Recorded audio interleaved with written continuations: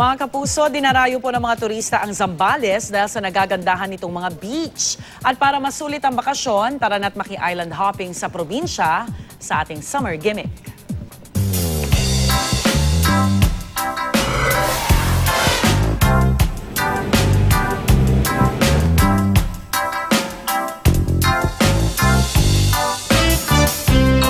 Welcome to San Antonio, Zambales! Paraiso, diyan maikukumpara ang magandang tanawin na masisilayan sa San Antonio, Zambales.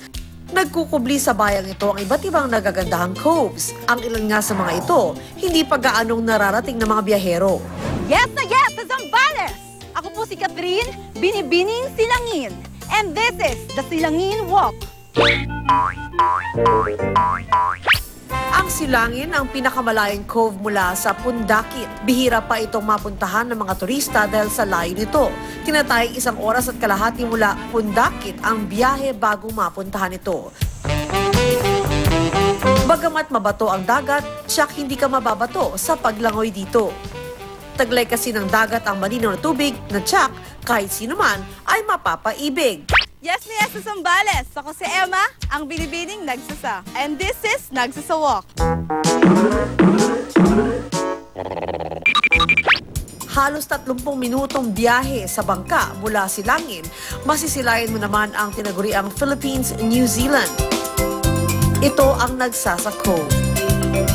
Dagdag atraksyon dito ang matutunghayang bulubundukin na maihahalin tulad sa New Zealand. Bukod sa magandang tanawin, isang site nga raw ito na swak sa mga gustong mag-camping dahil ligtas ito sa mababangis na hayop. May pinarerentahan ditong tent na nagkakahalaga ng 300 pesos. Yes na yes sa Zambales. Ako po si Janie Lynn, binibining Talisayan. And this is Talisayan Walk.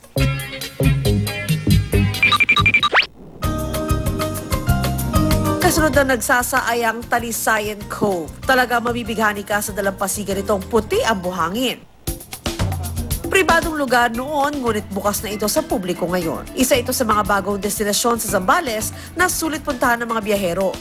Dahil konti pa nga lang nakakaalam sa lugar, mas tahimik ito kumpara sa mga kilalang coves sa San Antonio. Meron dito mga nipa houses na maaaring tuluyan. May duyan sa bawat nipa house kung saan masarap magpahinga habang tinatanaw ang ganda ng dagat. May beach volleyball area kung saan pwedeng mag-enjoy mga turista. Perfect spot din to para sa mga gustong kumuha ng mga paandar na summer photos.